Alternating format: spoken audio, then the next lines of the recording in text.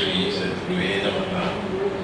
Vagisho yasya vadane, Lakshmi yasya cha vakshase, yasya te hridaye sambit, tam narasimham aham bhaje, tam narasimham aham dasu.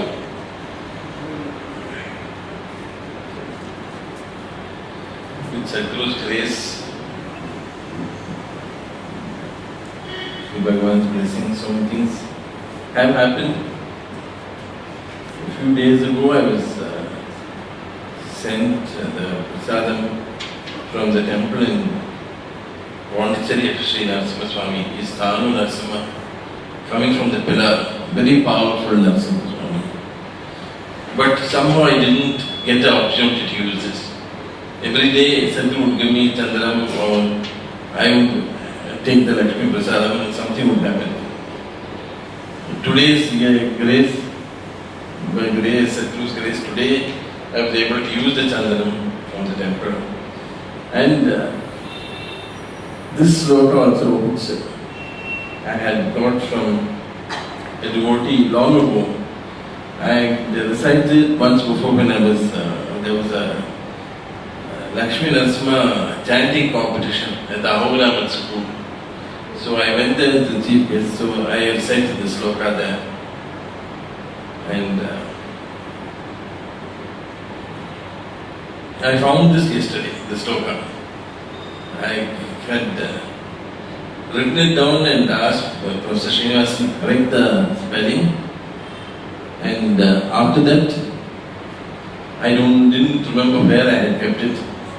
With everything came together. Sathguru's grace, by Sathguru's grace, we taken some questions, and Sathguru said, when these days I can talk about them. But there are a lot of questions, very nice questions, and Dr. Chandran himself has sent enough questions to last us for many months. But the first question is something which appeals very much to all of us, and which all of us have at some time or the other felt this. It's about, we see all the things that have happened so well in the world for the God's devotees, and we see that the same things don't happen in our lives. Then we wonder, is this only in the books, or is it going to, is it for us also? Why is it not happening for us? So a few months ago, a young lady wrote an email to me and said, Uncle, how are you? You must have had a very hectic last 2 months. But I have a small doubt. When Arjuna took his vow to kill Jayadratha, he did not consult Sri Krishna. When Arjuna decided to save the children of the Brahmana in the Santana Gopala Upakhyan mentioned in the Bhagavatam, he did not get Sri Krishna's permission. When Bhishma took his vow that I will make Sri Krishna take up weapons,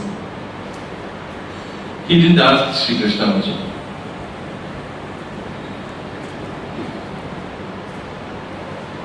Then why is it that God didn't help my husband? He had worked very hard, he had done his best, and he is very devoted to Sathguru, and why is it that my husband didn't get the same help?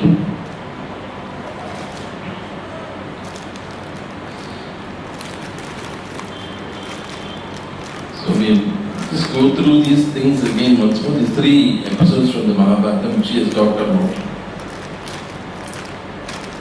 So she was very disturbed, but she was able to have the faith to ask for an explanation.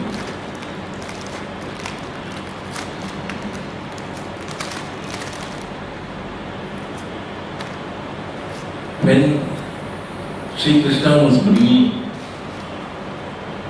Arjuna back on the day that Abhimanyu was killed. It was, for Arjuna, it was a very successful day. He had done well. But he said, I can feel a heaviness in my heart. I don't see everything around me as being happy and nice. I have a sense of foreboding that something bad has happened or is going to happen to us. So Sri Krishna did not say anything to him at that time. Then he came back, and when he came home, Yudhishthira told him of what had happened. And he heard that while 6 great warriors combined to kill the small boy, young man, or whatever you want to call him, and he was actually killed by Dushasana's son, who hit him from the back, hit him on his head from the back. But the person who prevented any support going to him was Jayadratha. So he decided to kill Jayadratha. And he announced it to everybody that by tomorrow evening, if I don't kill Jayadratha, I will kill myself. The next morning, Sri Krishna scolded him very badly. He said, you are a Kshatriya, you are a person who used to fight in battles. You know very well the importance of secrecy, not to reveal your plans like this. And in public you go and make this statement. All that Duryodhana has to do is to keep Jayadratha safe. He doesn't have to kill you. You will kill yourself.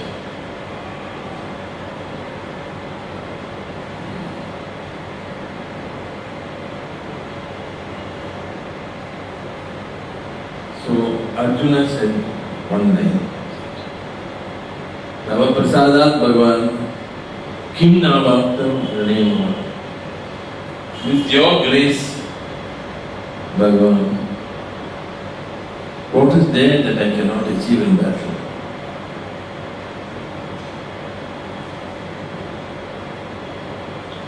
The next one which was given is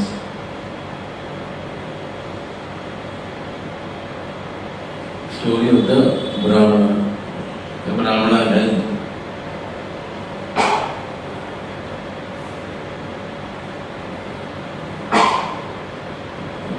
come and was scolding Krishna and saying, why can't you protect my children? Every time the children are born, they die. And we can see that it's some evil being which is doing it, and you are doing nothing about it. Why can't you do something about it?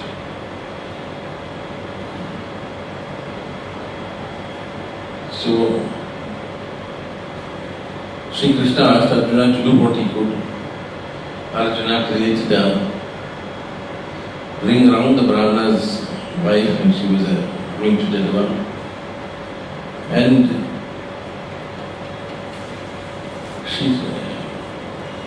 yet the child died. So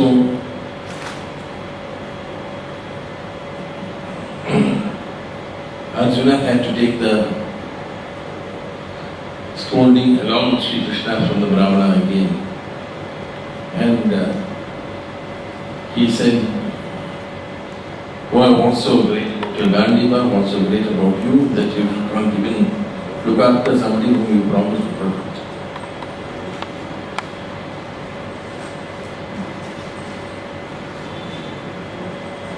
Then Sri Krishna, using his Shakti, took Arjuna straight to the abode, or Vaikuntham. Srimad Narayana was there. And Arjuna saw Sri Krishna having darshan of Srimad Narayana. And all those 8 children of the Brahmana were there, and they were brought and given to Sri Krishna and to Arjuna.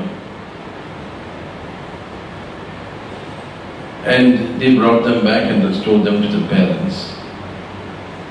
We had it last year during the Krishna festival. And the person who acted as the Brahmana, I forget his name, but Nambudri person, he is the only person in the world to have a PhD in Kathakali. He performed it wonderfully, showed the anger, showed the anguish, everything wonderfully he showed us. The third instance which he has given is Bhishma. Bhishma had to fight on behalf of the Kauravas. Why that happened is a matter of lot of conjecture. A lot of scholars have sat and speculated as to what is his motive in having to stand by them. But he stood by them half-heartedly, but he did stand with them.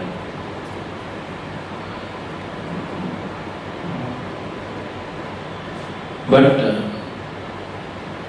Duryodhana could not see that Bhishma was giving good advice to him. Bhishma was equally well disposed to the two.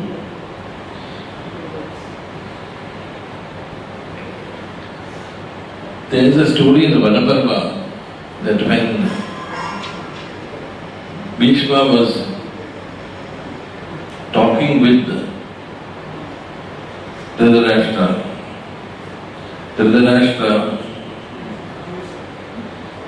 Dhritarashtra said to him,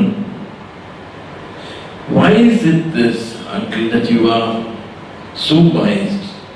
All the time you think only of Pandu's children. You never talk about my children. If I was not blind, I would be king and the throne would have gone to my son. Now he has only the second right. Because of you don't feel that my sons have lost anything. You don't feel that you should sympathize with them. You think only of Pandu's children." So at that time, Vedavyasa and Bhishma told him a story. Once Kamadhenu was seen, she was crying. At that time, the Rishi went and asked, "Gomata, why are you crying? Why is it that you should be crying?" So, this Devi Kamadhenu told him, "There is one of my progeny, an old cow, who is being beaten by her master. Thinking of her sufferings, I am crying." Then this Rishi said, "You have millions of other children, other cows in this world, who are happy. Why are you thinking like this only?" She said, "I don't have to think of those children because they are happy. But I must think of my child who is crying. And I must assuage her sorrow." So similarly, Bhishma said, and Vyasa also said, we think of the Pandavas because they are living in the forest and they are suffering. But otherwise, Bhishma and Vyasa were even-handed. They would help Duryodhana. If they could, they would help Yudhishthira also. But they didn't have to do anything for Duryodhana because he was so busy doing things for himself. He was so busy following his own agenda, that looking after himself, that he would not accept help coming from other people. He would not think that their advice was valuable.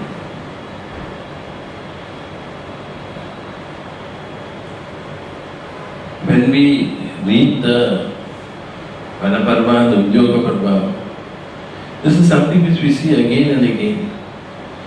Bhishma, Vidura, other rishis also talking with Duryodhana, trying to make him understand his duties, the need to protect Dharma, all these things they told him. And he would not listen. He would not listen. He knew everything. He felt, and he did not appreciate even suggestions much, less correction.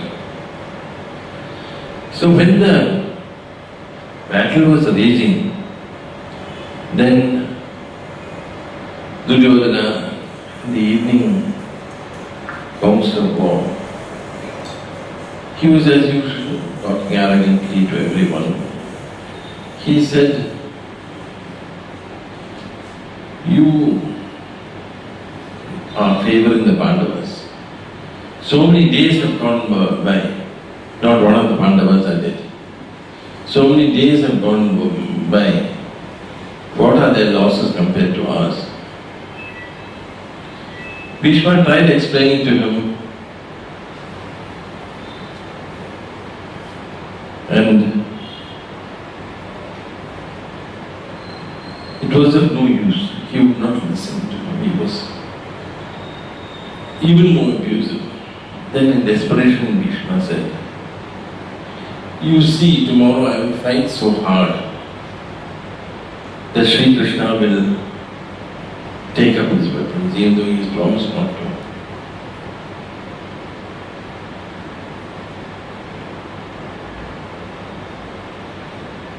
When you consider next day, Arjuna was not fighting as hard as he could against Bhishma.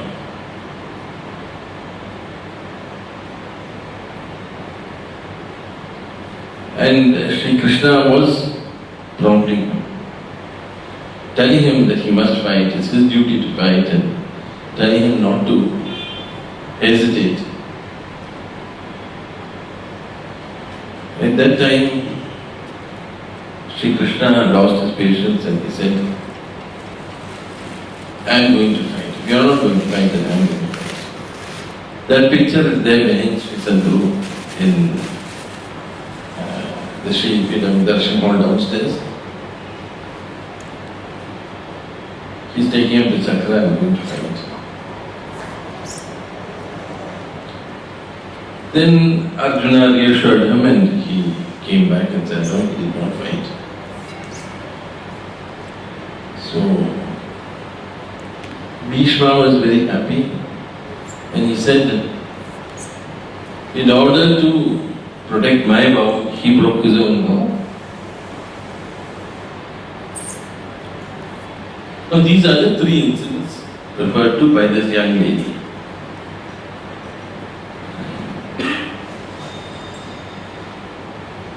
Now before I go to the other two, let us just look at the matter of Santana. In that,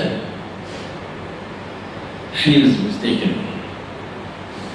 Sri Bhagavan did not protect Arjuna's word or anything like that. Arjuna said he will bring him back. Arjuna failed. This was essentially a way of bringing down Arjuna's overconfidence and what may have been feeling that I am the doer. He removed that. Sri Bhagavan removed that. So it's not there as though Sri Bhagavan has looked after him. Always Sri Bhagavan is teaching, and here he taught him that he was not so successful as he thought. So there are only the other two instances. Now there are 6 parts of Saranagati. All 6 must be there for Saranagati to be complete. Anukulasya sankalpam, pratikulasya vartanam, rakshasya iti vishwasa. Anukulasya sankalpam, giving up your own idea of doing things. doesn't mean that there is no self-will. The individual will cease to exist. The individual will exists, it is strengthened, it acts, but in the light of God. The light of God makes it shine better. So it's like how we go and ask Sathguru, can we do something? Sathguru says, yes, we do it. It comes out even better than we planned. We ask Sathguru, Sathguru says no, and without regrets we leave it. That's also, then there's no individual will. Pratikulasya varjanam. So now see, inside us, this is not actually talking about, God is saying something and we are doing something else. God doesn't talk with us. So then, He talks only with Sathguru. I remember once Advaitha, he was talking to me about 10-12 years ago. So we are talking about his career, what choices to make and all that. And he said, all these matters you discuss with Sathguru and tell me. Because after all, she's the only one who can hear God's voice. I am not. We don't hear His voice. So God doesn't. So it's not as though that our will is opposed to God's will. No. It is the sense of, resisting what happens because our will is there. We feel bad that something which we planned didn't happen. The sense of karta aham, I am the doer, is so great that it makes us feel disappointed that we didn't do it. We couldn't do it. All these things makes us feel bad. And whatever happens, we must do what we want. That is pratikulasya varjanam. We must give that up. That, even if it is not happening, I'll make it happen. Even if that person is not listening to me, I'll make him listen. Rakshasya iti vishwasa. Firm faith that He will save. That is something which most of us don't have. There is a story which Sri Ramakrishna used to say. There was a great Pandit who was very learned. And one day it was raining. So the milkmaid did not bring the milk in time for him. And in the morning he was feeling hungry and the milk came late. So he asked her, why did you take so long to come?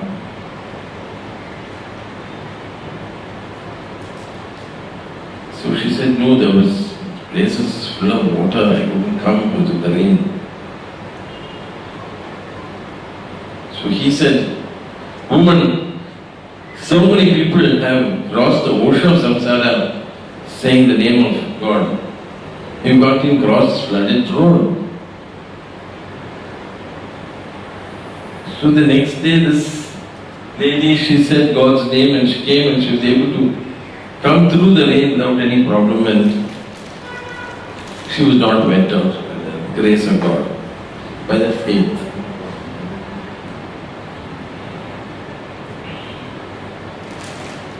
Then she told the Pandit. The Pandit was shocked. He said something and it's happened like this. He never knew that he had any miraculous powers and he was very happy that he could do such a thing. So he told that it was raining. So he thought, if she can listen to me and do such a thing, then I must also be able to do it.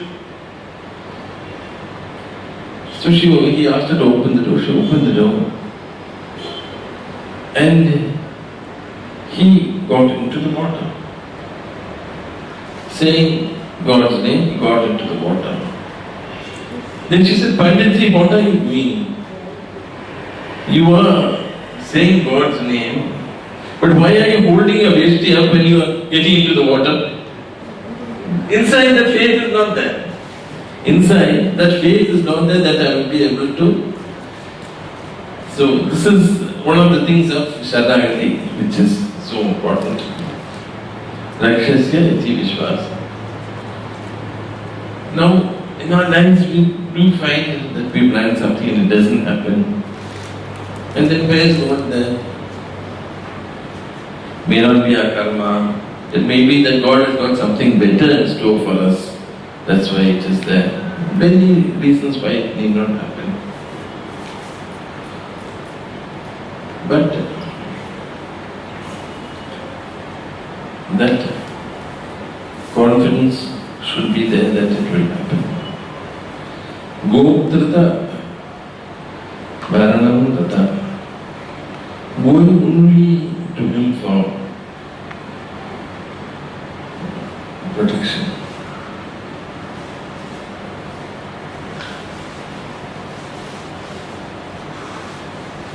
Now we saw this Panditji, he is pulling up his veshti, so he is looking after himself when he is getting water. He is not going only to God for help. Now when we are living in the world, we have to do various things. And we can't do anything on our own. We have to take help from people. We have to take advice from people.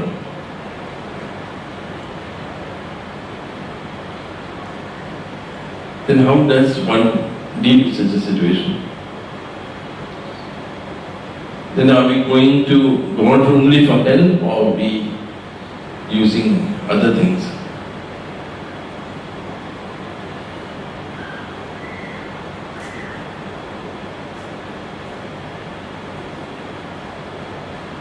The way we should do it, as I have understood from Sathguru, is we make all the effort. We ask all the people to help. We ask everyone help using our own judgment.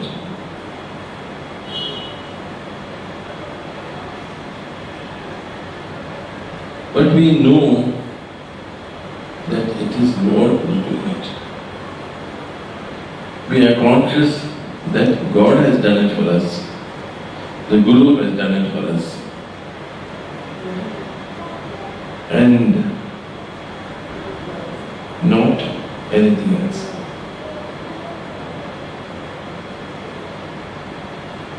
Then we are going only to Him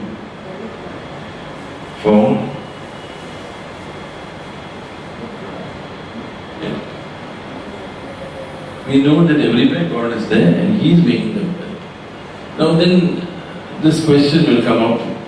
God has done it for us, not any of these people whom we went and took help from. I remember one person, he got a transfer which he liked. I mean, he worked very hard to get the transfer. He tells Sathguru in the morning and then set out going, meeting people, trying his best and all that. Then he found that a person who knew him earlier, who was not a devotee of Sathguru, but he used to come to Sathguru when he needed help, but with a lot of faith. He gave him all the help he wanted and he got what he wanted.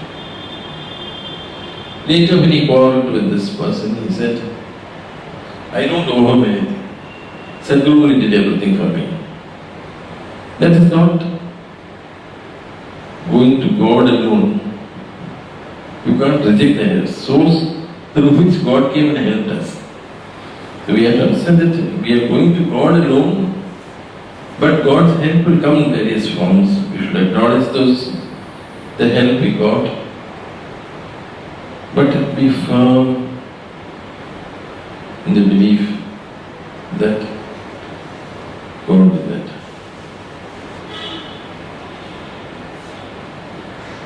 Atmanikshepa, Karpanya and Atmanikshepa. Atmanikshepa is totally offering yourself to God.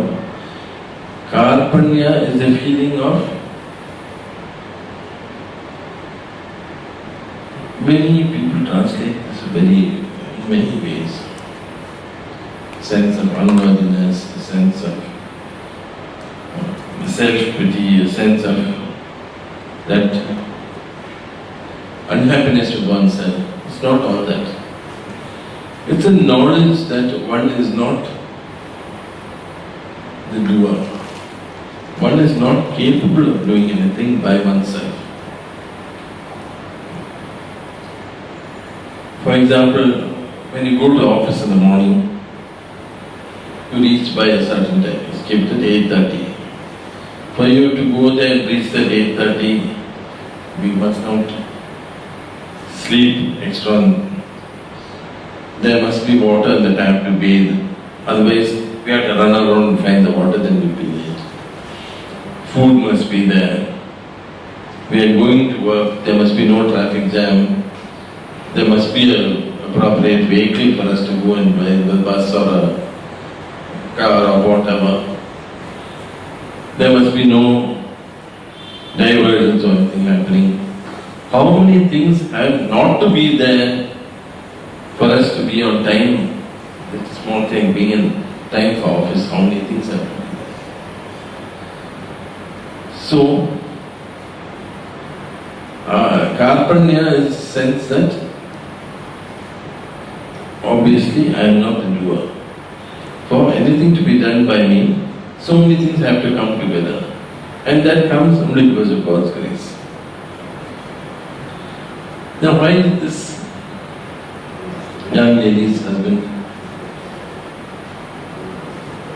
not get the promotion?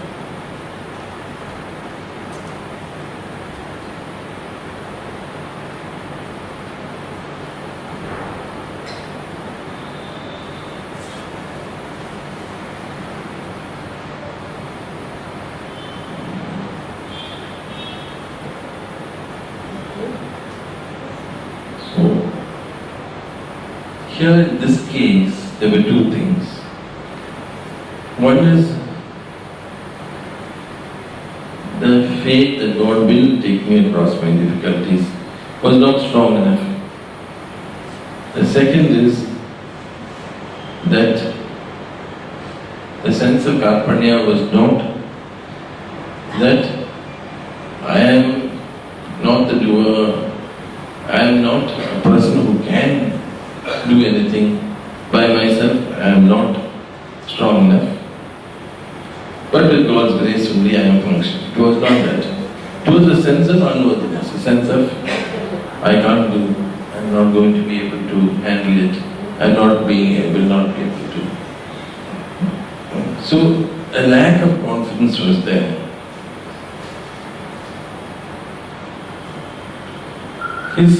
Personally, his time was also very bad. So, it's difficult to grow a tree in a dry land. So there was no water except the grace of God.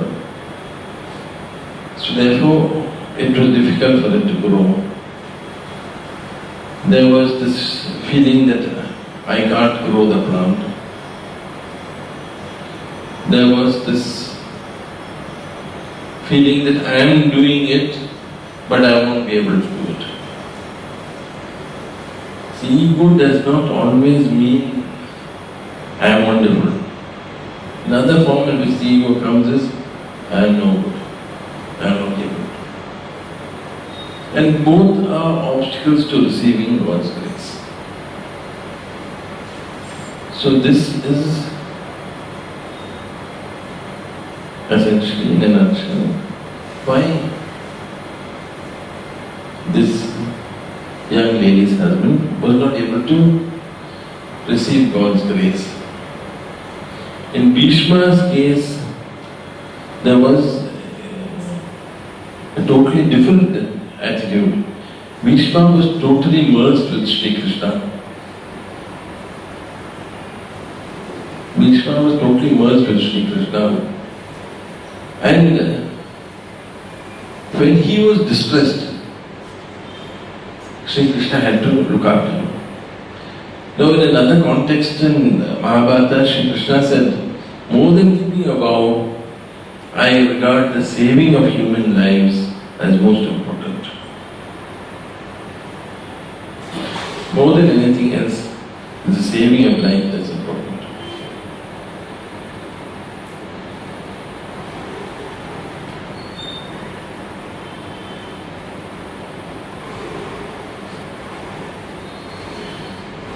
So when Bhishma was distressed, Sri Krishna was more distressed, so he ran out. Because he felt that he has to protect his devotee, he had to run out. Here that sense of identity was there, but in a very small way, it was not strong enough. So Sri Krishna could not come and make himself present. And I told you about sense of karpanya, which this young man did not have in the correct way. While with Arjuna and Jayadratha, Arjuna's expressions of surprise. How can you say that I am going to do it, you are going to do it through me?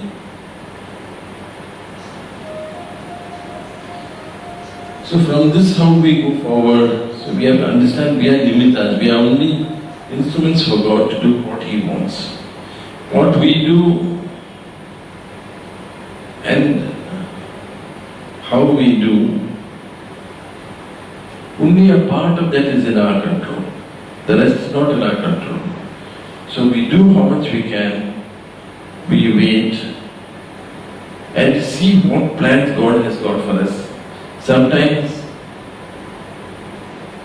at one time, we go somewhere and we land somewhere else. Because that is the better place for us to be, God feels. There's something which we can learn there. So ultimately, God's only concerned about our spiritual evolution.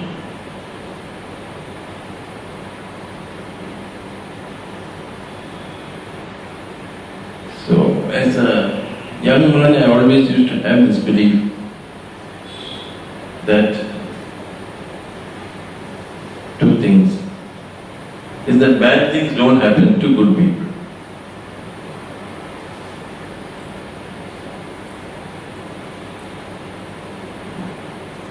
And the other is that God cannot do what is pleasant for you. He will do only what is good for you.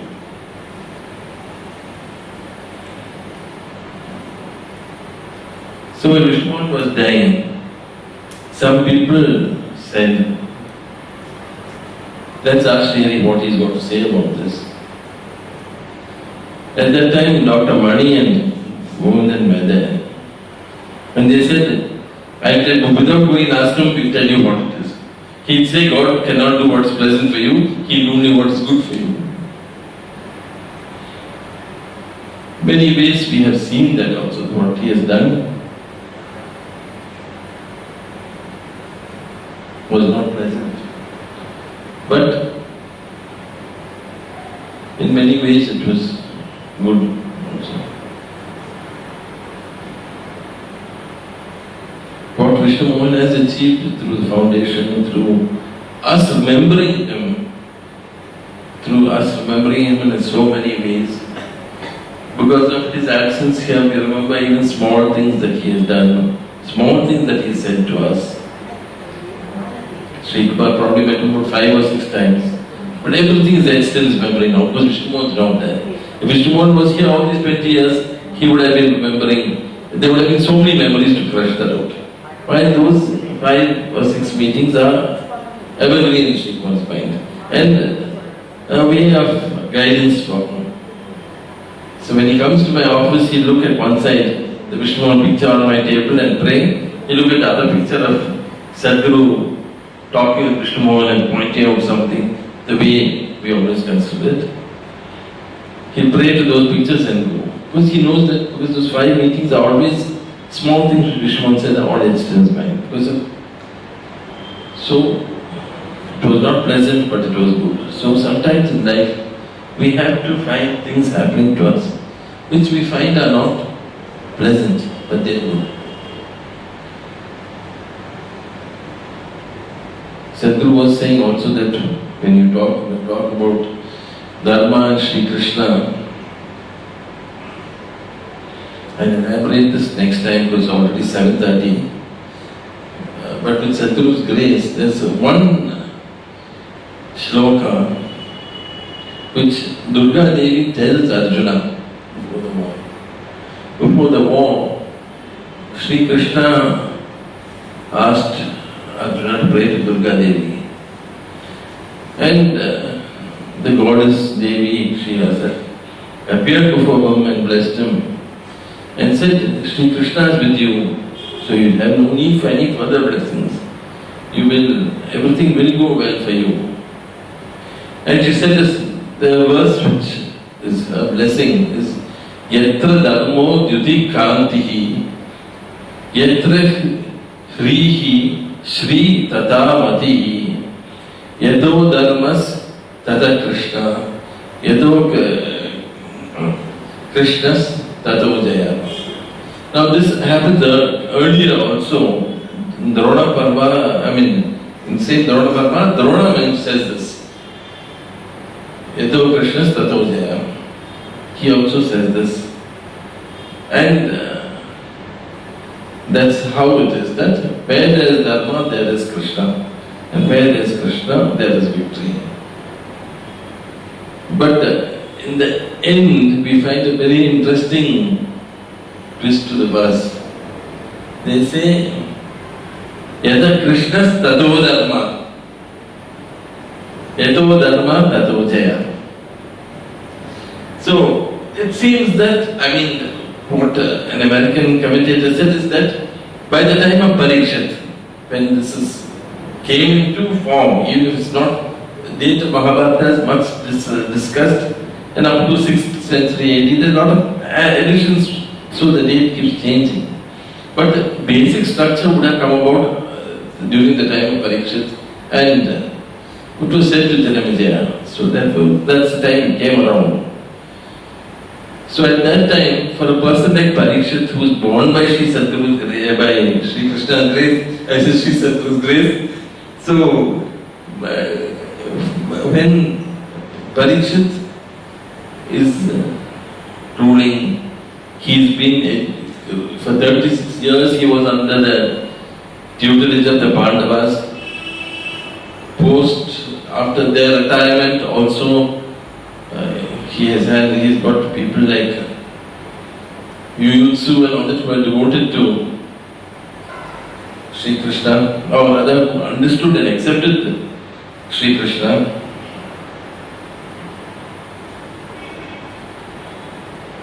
So for a person like Parikshit, they don't look for Dharma and find Krishna there. They look where Krishna is and he finds Dharma.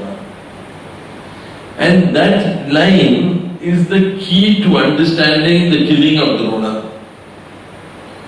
We say Ashwatthama, Hatha, and the interminable discussions about that. But this one thing was enough for Bhima. Not an unintelligent man. Everybody thinks of him as a great eater, Varkodara, wolf appetite. Thinks of him as a military man, a big. But he himself, when he's talking with Hanuman, he says, in my studies of the Shastras and what I have learned from the Rishis, I know that everything has life, and so I should not step across your tail, because that has got life in it. So he is a thinker, he is a person who knows. He has studied the Vedas, he has studied everything. For him, that was enough. He was told, go kill the elephant, he killed the elephant.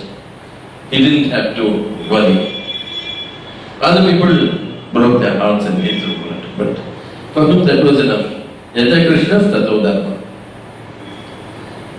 With Sathguru's grace, this sloka we can think about more next Wednesday or whenever Sathguru says. Next Wednesday we can take up the other questions, Sathguru, and this will require one more evening. Shri Sathguru Arpanamastu, Shri Krishna